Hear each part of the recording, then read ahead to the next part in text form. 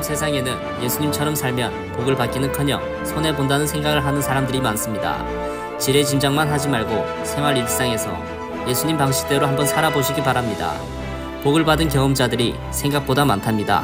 메신저 뉴스 첫 순서는 서울동안교회 김영주 목사님, 광주한인교회 김현주 목사님, 고양삼성교회 김영서 목사님입니다. 길을 가다 보면 실종된 송혜일을 좀 찾아주세요라는 현수막을 볼 수가 있습니다. 25년간이나 생업을 접고 딸을 찾기 위해서 몸부림쳤던 송길용 씨가 지난 8월 달에 세상을 떠났습니다. 이 아이가 실종된 지 5년 정도 지났을 때 어머니는 극단적 선택을 하였습니다. 자녀와 아내를 잃은 아버지는 딸이 살아있다는 그 희망, 그것 붙들고 자기는 살아왔다고 그렇게 얘기합니다. 이 아버지에 대해서 쓸데없는 짓 했다고 비난할 사람이 누가 있나요? 잃어버린 딸을 찾는 그 아버지의 간절함, 매일매일 그 딸을 찾기 위해서 전국으로 다녔던 그 아버지의 마음, 그 사랑은 누가 이해할 수가 있을까요? 이 아버지의 마음, 바로 그것이 하나님의 마음입니다. 탕자가 집을 나가면서부터 용서해놓고 기다리는 아버지의 간절함이 이 짧은 글 속에 담겨 있죠. 함께 즐거워하고 기뻐하자고 말입니다. 맏아들은 탕자뿐 아니라 자신을 그토록 사랑하는 아버지의 사랑을 알지 못했습니다. 그러기에 자녀로서 모든 유산을 받았지만 만족하지 못하고 염소 새끼 한 마리 받지 못했다며 아버지를 원망하는 것입니다. 만약 아버지의 마음을 조금이라도 알았다면 맏아들은 일터로 가는 것이 아니라 동생을 찾기 위해 집을 나섰을 것입니다. 우리를 보시는 하나님 아버지는 우리를 불쌍히 여겼다고 그런 표현이 종종 나옵니다. 이 불쌍히 여겼다는 스플랑크 니조마이라는 것은 내장이 끊어지는 것과 같은 아픔을 가지면서 사랑하는 것을 말합니다. 인간이 느낀 가장 큰 고통 중에 하나가 이 창자가 끊어지는 그런 아픔이랍니다. 그 아픔을 겪으면서도 우리를 포기치 않고 품으셨던 그 하나님의 사랑, 내가 하나님의 사랑, 그 아버지의 사랑을 깨닫기 전에는 하나님을 아는 기쁨이 내 안에 나타날 수가 없습니다. 아버지의 그 사랑을 알기에 세상의 모든 것이 무너져도 그 기쁨이 내 안에 있는 겁니다. 그리고 소망이 우리 가운데 있는 겁니다. 그리고 감사가 우리 입술을 통해서, 삶을 통해서 증거되고 나타나는 것입니다. 맏아들을 끝까지 포기하지 않고 설득하여서 기쁨과 즐거움의 잔치로 초대하는 아버지의 사랑, 그 사랑이 오늘 지쳐가는 저와 여러분의 인생길에 기쁨과 그리고 감사의 시작이 되는 하나님의 축복이 되기를 간절히 기원합니다. 제가 서울에서 목회할 때 어린이집 이사장으로 재직하게 되었습니다. 그 어린이집에서 하루는 아이들 수업 시간에 뿅망치 게임을 했습니다. 게임에서 진 아이가 벌칙으로 선생님한테 뿅망치를 한 대 뿅 맞는 거예요. 그렇게 뿅망치에 한 대 맞은 아이가 집에 가서 엄마에게 오늘 선생님에게 망치로 한 대 맞았어요, 이렇게 말을 했습니다. 애들은 충분히 그럴 수 있습니다, 여러분. 어머니가 어린이집으로 찾아와서 CCTV 검색을 요청하고 그 교사를 해임시킬 것을 요구했습니다. 어린이집 원장과 이사장인 제가 나서서 게임 시간에 뿅망치로 때린 것이다 라고 말을 했지만 경찰에 신고를 했고 맘카페에 저와 원장을 아이를 때린 교사 편을 드는 나쁜 사람이라고 비방글을 올렸습니다. 이 엄마가 아이를 망치로 때리는 어린이집에는 절대로 가지 말라는 댓글을 계속 다는 거예요. 그래서 어린이집 원장이 저에게 그 어머니를 고발해서 글을 내리게 하자고 해서요, 제가 어떻게 했을 것 같아요? 그 어머니 고발하지 않았습니다. 제가 알아요. 그 엄마가 약간의 우울증이 있어요. 그 엄마 때문에 몇 년간 어려움을 겪었지만 죽을 만큼 힘들지는 않았어요. 가장 힘든 건 뭐냐면 원장이 어린이집 원화 모집이 안 되니까요, 울면서 목사님 이거 어떻게 좀 해주세요. 그럼 저는 그 원장을 몇 차례 달게 해줬어요. 그렇게 몇 년을 지냈습니다. 그런데 국내 대기업, 정말 큰 기업에서요, 우리나라 최고의 시설, 친환경 시설을 갖춘 어린이집을 하나 지어서 위탁 업체를 공모를 했어요. 저 그런 거 좋아해요. 신청했어요. 제가 됐어요, 여러분. 그리고 그 뿅망치 사건으로 눈물바람을 하던 그 어린이집 원장, 제가 원장으로 놓고 왔어요. 그 원장이 2달 전 광주에 와서 어린이집 운영을 잘 하고 있다고, 하나님 은혜가 정말 놀랍고 감사하다고 남편이랑 같이 와서 저한테 인사하고 갔습니다. 여러분, 어린이집과 교사와 원장과 저를 비방하던 그 엄마를 업무 방해와 명예훼손죄로 고발할 수 있습니다. 경찰들이 조언했어요, 고발하라고. 그러나 그것은 성경이 말씀하신 방법이 아니고 예수님이 가르쳐 주신 방식이 아니에요. 조금 힘들어도 성경대로 살면, 예수님이 가르쳐 주신 대로 살면 하나님께서 복을 주실 줄로 믿습니다. 요즘은 작은 일에도 큰 싸움이 일어납니다. 그러니 더더욱 우리 예수 믿는 사람이 성경이 가르쳐 주시는 그대로 살아야 이 세상이 유지할 수가 있습니다. 우리 성도들이 다윗처럼, 예수님처럼 싸움이 하나님께 속했다는 것을 인정하고, 억울하고 힘들어도 내가 직접 싸우지 않고 하나님께 고발하고 하나님께서 승리하시는 모습을 지켜보며 살아서 오늘 말씀에 약속하고 있어요. 뭘 줘요? 복을 주십니다. 그 복을 누리며 살아가는 성도들이 되시기를 주님의 이름으로 축원합니다. 성경이 가르쳐주는 바 일꾼이 되는 과정이 있습니다. 그리스도인의 영적 수준, 믿음의 깊이와 동일한 것으로 그렇게 말합니다. 구도자, 제자, 보냄을 받은 사도의 단계, 동역자의 단계, 이런 네 단계가 있습니다. 첫 번째는 구도자의 단계입니다. 길을 찾는 사람을 말하는 겁니다. 이 단계는 잘 듣는 것이 필요합니다. 믿음은 들음에서 난다고 했어요. 근데 왜 안 들립니까? 자기 소리가 너무 크기 때문에. 성경에서는 그것을 자기의라고 말합니다. 자기가 옳다고 생각하는 겁니다. 두 번째 단계가 제자의 단계입니다. 훈련받는 사람을 말합니다. 눈으로 보고 귀로 듣고 머리로 깨달으면서 배운 것을 몸으로 실천하고 반복하고 훈련하는 단계예요. 그러니까 이때부터는 연습을 하는 게 있습니다. 십자가를 지는 경험에 대한 훈련입니다. 주님께서도 이 점에 대해서 설명하셨죠. 누구든지 나를 따라오려거든 자기 십자가를 지고 나를 쫓을 것이니라. 세 번째 단계가 아포스톨, 사도를 말합니다. 뜻은 보냄을 받은 사람. 이 단계는 듣고 보고 깨우치고 몸으로 행하는 훈련을 끝내고 연습하는 단계를 넘어서서 이때는 본격적으로 자기 십자가를 지는 단계예요. 마지막 네 번째가 코워크, 동역자라고 번역을 합니다. 함께 할 줄 아는 일꾼, 인격적, 관계적 성숙을 말합니다. 교회의 일은, 하나님 나라의 일은 결코 혼자 하는 법이 없습니다. 그래서 이 단계는요, 함께 나의 십자가를 잘 질 뿐만 아니라 함께 공동의 십자가를 질 줄 아는 단계예요. 함께 하는 것은 관계적인 요소가 뒷받침이 돼야 되죠. 공동체를 잘 이루고 살아가는 신앙의 중요한 자세는 그렇다면 어떤 것이겠습니까? 하나님의 말씀에 이 정신의 기초가 있습니다. 인자가 온 것은 섬김을 받으려 함이 아니요 도리어 섬기려 하고. 예수님은 모든 일꾼의 모형입니다.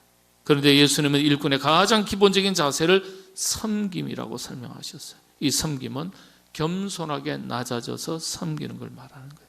교만한 자를 하나님은 꺾으시고 겸손한 자를 높이 드신다고 하셨어요. 자신이 좋은 크리스찬의 삶을 살아오고 있는가? 나이 들어가면서 자신을 되돌아보고 이런 생각을 하게 됩니다. 자녀들이 부모의 신앙을 존중해서 따라준다면 성공한 인생을 살고 있는 것입니다. 메신저 뉴스 두 번째는 울산 호계교회 김병문 목사님, 대전 제일교회 김철미 목사님, 부산 진교회 신충 목사님을 연결합니다. 영화배우 차인표 알죠? 부인이 누구예요? 부인? 신혜라 씨가 예수 믿는 사람이 어떤 길인가에 대해서 쉽게 아주 짤막하게 영상으로 대신해서 잠시 보시도록 하겠습니다. 들킨 죄인이냐 아니면 안 들킨 죄인이냐 그 차이일 뿐입니다. 누구든지 어떤 상황에 처하면, 예를 들어 내 아이를 보호하기 위한 순간이라도 온다면 우리는 그 어떤 끔찍한 일도 저지를 수 있는 죄성을 가진 죄인이라는 것을 너무나 깨닫게 되었습니다. 아무것도 보잘것없는 정말 그런 존재를 하나님은 아무 조건 없이 사랑해 주셨습니다. 어느 날 어떤 기자가 묻더라고요. 신혜라 씨는 하나님을 왜 믿으세요? 그래서 제가 그 기자한테 물어봤어요. 기자님은 하나님을 왜 안 믿으세요? 안 믿겨져서 안 믿어요. 그래요. 맞아요. 안 믿겨져서 못 믿고 믿어져서 믿는 게 바로 믿음입니다. 하나님이 세상을 이처럼 사랑하사 정말 이 말 같지도 않은 이 죄인 같은 나를 위해서 독생자 예수님을 십자가에 못 박혀서 우리 죄를 구원하기 위해 2000여 년 전 오늘 부활해서 승천하시고 다시 오실 거라는 걸 믿는 거, 이거 기적 아닌가요? 하지만 이 기적은 우리가 노력해서 얻은 게 아니에요. 우리는 교회에서 이걸 그래서 값없이 받은 선물이고 은혜라는 말을 합니다. 죽었다가 살아나는 것도 기적이지만 오늘 아침에 죽지 않고 살아났다는 거, 눈 떴다는 거 얼마나 엄청난 기적이에요. 우리가 다 똑같이 경험한 기적이에요. 그리고 이 자리에 내가 이렇게 서서 하나님 얘기를 할 수 있다는 거, 이것도 벌써 기적입니다. 여러분들께 질문을 몇 가지 드리겠습니다. 여기 왜 오셨나요? 이 물음들에 어떤 분들은 세상적으로 우연이다, 운이다, 재수다 이런 답을 할 수도 있을 거예요. 하지만 하나님은 분명히 말씀하십니다. 이것은 섭리이고 하나님의 계획하심이라는 것. 여러분이 어떤 답을 택하시던 건 여러분의 선택이에요. 하지만 무슨 답을 택하시느냐에 따라서 여러분의 삶의 의미는 완전히 달라질 거라고 생각합니다. 잊지 마셔야 될 것은 하나님은 계속 말씀하고 계세요. 내가 너를 지명하여 불렀고 너는 내 것이다 라고 하십니다. 진정한 행복은요, 내 마음대로 내 멋대로 사는 것이 아니라 세상의 명예와 건세, 물질을 소유하는 것도 아니라 바로 예수님을 영접하고 하나님의 자녀로 살아가고 천국으로 들어간 것이 행복한 인생임을 믿으시기 바랍니다. 이번에 어떤 인터뷰를 봤어요. 네? 여러분들도 도전을 받으셔야 돼요. 거기에 이분이 30년을 넘도록 아프리카에서 의사로 봉직하고 있는 분인데 예수 믿는 사람이에요. 그분이 그런 얘기했습니다. 가난도 행복할 수 있다고 얘기했어요. 기자가 아니 가난이 행복하다고요? 가난이 행복할 수 있다고요? 물으니까 이분이 하시는 말씀이 저는 흙수저 출신이지만 그것을 불행이라고 생각하지 않습니다. 오히려 나를 겸손하게 만들고 주변 사람들을 이해할 수 있게 해주었습니다. 그러면서 이런 말을 합니다. 선의로 아프리카에 와도 오래 못 버티는 분이 있는데 이런 분들은 대부분 부유하게 살면서 착한 마음을 가진 경우예요. 저는 제가 흙수저라고 하는 것에 대하여 감사하고 있습니다. 그랬습니다. 좋은 뜻을 가지고 뭔가를 하려고 그래요. 그런데 맷집이 없어요. 근데 이분은 맷집이 있었습니다. 원래 나면서부터 흙수저였으니까. 그러면서 이런 얘기를 합니다. 이 스위치를 올리면 전등이 켜지고 꼭지를 틀면 수돗물이 나올 때 얼굴에 웃음꽃이 핍니다. 풍요가 사람들에게 감사하는 마음을 앗아가는 것 같아요. 그랬습니다. 그러면서 기억에 남는 순간이 딸이 뇌수막염으로 생사를 오가는데 그때 큰 교훈을 얻었다는 거죠. 기자가 또 묻습니다. 어떤 교훈인데요? 하고 물으니까 이분이 하는 말이 물에 빠져야 공기의 소중함을 알듯이 아이들이 하는 가장 큰 효도는 건강하게 살아있는 것이구나. 살아있기만 해도 감사한 일이구나. 이런 교훈을 받았답니다. 나머지 뭐 공부 잘하고 뭐 이런 거는 여기에 비하면 사치스러운 거죠. 그래서 넉넉하면 봉사하기가 쉽지가 않습니다. 더 가지고 싶고 지키기 바쁘기 때문입니다. 부족한 사람 눈에야 부족한 게 더 잘 보입니다. 그러니까 마치 무슨 달인을 만난 것 같아요. 예? 너무나 즐거웠습니다. 저한테 굉장히 큰 도전이 되는 거, 여러분들도 도전을 받으셔야 돼요. 자녀들이 전부 아프리카에서 자랐는데 아프리카에서 보낸 시간을 그 자녀들이 어떻게 기억하고 있습니까? 이렇게 기자가 물었더니 이분이 이런 말을 했어요. 큰딸은 박사 과정을 마치면 아프리카로 돌아가 일하고 싶어 합니다. 이 얘기는 아버지가 가지고 있었던, 그가 추구하던 그 삶, 이 부분에 대해서 자녀들이 그것을 완전히 받아들이고 있는 거죠. 예. 저는 다른 인터뷰도 참 좋았지만요, 이 부분이 제일 크게 와서 닿았어요. 예. 여러분들이 평생을 그리스도인으로서 살아가고 있다, 우리가 정말 신앙인으로서 살고 있다 그러면요, 내가 사는 삶의 모습을 보면서 나도 그렇게 살고 싶습니다. 저는 인생의 성공이 따로 있다고 생각하지 않아요. 그 사람 사는 거 보면서 누군가가 나도 당신처럼 살고 싶어요. 당신과는 그 옆에 나도 있고 싶어요. 그렇죠? 그렇게 말할 수 있다면 대단한 성공이죠. 대단한 성공. 태국의 한 축구 대회에서 있었던 일입니다.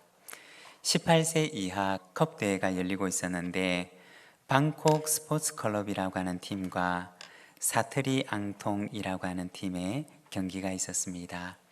이 양 팀은 전후반 합쳐서 2대2로 승부를 가르지 못하고 드디어 승부차기에 들어갔는데, 이 승부차기도 접전이어서 결국 19대 19까지 갔다고 합니다.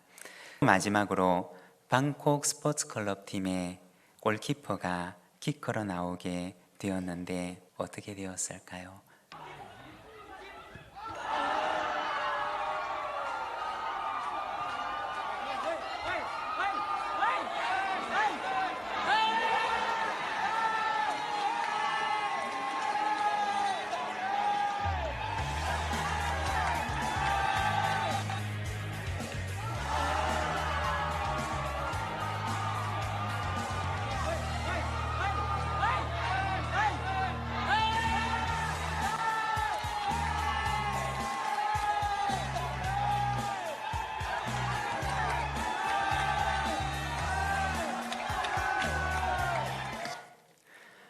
마지막 키커였던 골키퍼가 강력한 왼발 슈팅을 날렸고, 그만 공은 크로스바에 맞고 튕겨져 나오게 되었는데, 튕겨 나갔던 공이 역회전이 걸려서 다시 골대 안으로 들어가는 일이 일어난 것입니다. 이 영상의 제목은 백스핀이 만든 반전입니다. 때로는 우리의 인생에도 머리를 감싸지고 낙담하는 마지막 키커처럼 낙심케 하는 일들을 만나게 되기도 합니다. 그러나 그것이 끝이 아니라는 것입니다. 하나님께서는 우리의 인생에 반전을 만드시기도 합니다. 그리고 성경은 수많은 반전의 이야기들을 우리에게 보여주고 있습니다. 오늘도 우리의 인생에 반전을 만드시는 하나님을 바라보며 흔들리지 않는 믿음의 길을 걸어가는 우리 모든 믿음의 가족들이 되시기를 바랍니다. 교회를 오래 다녀도 성경의 한 문장이나 한 글귀에 집착하는 장학 기즈시 성경 이해에 머무는 경우를 봅니다. 성경은 단편적인 독서나 자기 취향식 독서에서 벗어나 통독을 함으로써 하나님께서 우리에게 바라시고 가르치시는 바를 본질적이고 전적으로 이해해야 합니다. 메신저 뉴스 마무리는 경주남부교회 김상주 목사님, 부산항서교회 날치 목사님, 부산해관교회 조선일 목사님으로 이어집니다. 모든 성경은 하나님의 감동으로 된 것으로 교훈과 책망과 바르게 함과 의로 교육하기에 유익하니, 그렇습니다. 다니엘서도 우리가 하나님을 더 잘 섬길 수 있도록 교훈하는 책입니다. 하나님 나라 귀한 일꾼으로 훈련시키는 훈련의 책입니다. 그러므로 다니엘서를 읽을 때에 퀴즈 문제를 풀듯이 풀어서는 안 되는 겁니다. 이 책을 통하여서 하나님께서 내게 원하시는 것이 무엇이고, 또 하나님을 섬길 때 어떤 방식과 어떤 자세로 섬기기를 원하실까, 이런 질문을 던져가며 실천적인 입장에서 이 말씀을 읽으셔야 합니다. 하나님이 역사를 주도하심을 가르칩니다. 이 세상에서 일어나고 있는 크고 작은 모든 사건들까지도 하나님의 주관하에 있다. 이것이 메시지입니다. 여러분, 그러면 이런 의문이 생기죠. 왜 하나님께서 하나님의 귀한 백성들, 유다 백성을 이렇게 고난 가운데 밀어 넣을 수가 있습니까? 유다 백성을 멸망시킨 것이 과연 하나님이십니까? 그렇습니다. 우리 하나님이십니다. 대한민국에 복음을 주신 것 누가 하신 것입니까? 하나님 하신 것입니다. 이 한 나라를 이끌어 가시고 한 개인을 그 사람에게 하나님께서 세미한 음성으로 그리고 그 앞에 모든 인생을 덮으셔서 그 인생을 이끌어 가시고 계획하시고 끌고 가신다.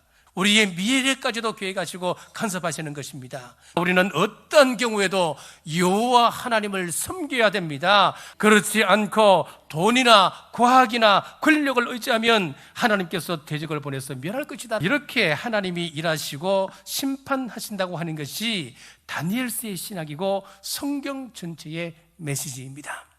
하나님 나라는 세상 속에서 시작되어서 세상 속에서 확정되어져 가고 예수님이 재림하실 때 완성이 되는 것입니다. 그러므로 바벨론 같은 이 세상에 살면서 우리가 어떻게 살아가고 어떻게 신앙생활하며 지켜나가야 하는 것인가, 지혜와 신앙을 다니엘서를 통하여 얻으시기를 바랍니다. 그리하여 이 세상에서 하나님 나라의 백성으로 살며 하나님 나라의 유익을 주며 하나님 나라를 확장시키는 하나님의 일꾼으로 살아가시기를 주님의 이름으로 축복합니다. 초상집에 가서 보면 세상을 떠난 사람들이 크게 4가지 모습으로 나뉘어지게 되는 것을 보게 되는데, 첫 번째는 평생 동안 돈을 버는데 골몰하다가 죽는 사람이 있습니다. 두 번째는 돈을 많이 벌긴 벌었는데 제대로 써보지도 못하고 죽은 사람이 있습니다. 세 번째는 제대로 벌지도 못하면서 돈을 쓰기만 하다가 죽은 사람도 있습니다. 네 번째는 돈을 잘 벌고 잘 쓰다가 죽은 사람이 있습니다. 우리 옛 속담에도 개같이 벌어서 정성같이 쓰라.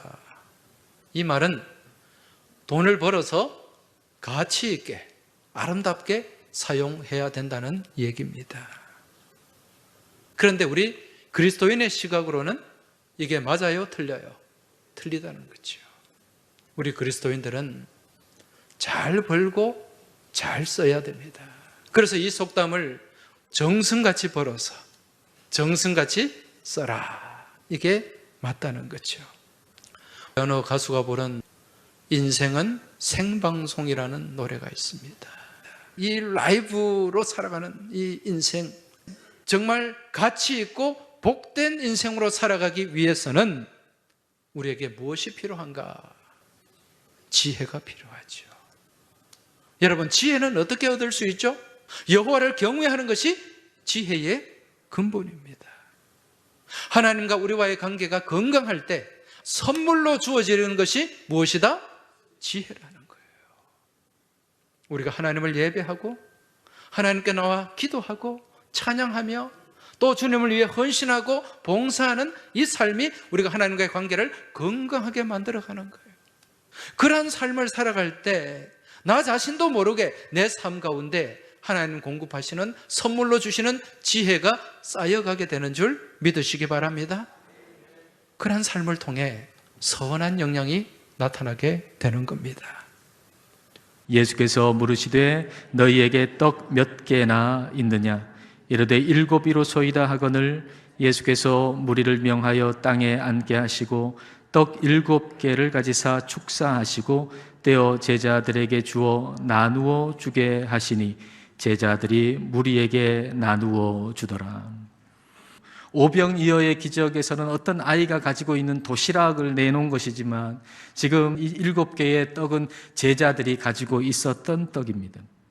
예수님이 누군지를 먼저 생각했다면 이들은 3일이 되기 전에 떡 7개를 주님께 내어놓으면서 오병이어 때를 기억하며 그때 무리들을 먹이신 것처럼 주님 이 떡 7개를 가지시고 이 무리를 배부르게 먹여달라고 먼저 간구하고 기도했을 것입니다. 그런데 예수님을 생각하기보다 상황과 자기 자신만 보니까 그걸 움켜쥔 거죠. 움켜쥐면 작아집니다. 그러나 주님을 바라보고 주님께 내어놓으면 그것이 커집니다. 떡 7개를 주님께 드리자 주님은 감사 기도하시고 그걸 사람들에게 나누어 주니 거기에 있는 사람들이 다 배불리 먹고 7 광주리가 남았습니다. 제자들은 이 칠병이어의 기적을 통해 죄책감도 들었을 것입니다. 같은 실수를 2번 했거든요. 넘어진 자리에서 또 넘어질 때 우리 안에는 죄책감이 생깁니다. 이 죄책감이 해결되면 우리 하나님께서 변함없이 우리에게 주시는 그 은혜가 채워지지만, 그러나 이 죄책감의 문제가 해결되지 않은 채로 우리 안에 남아있으면 우리 주님께서 주시는 말씀을 우리가 우리 마음으로 받을 수가 없어요.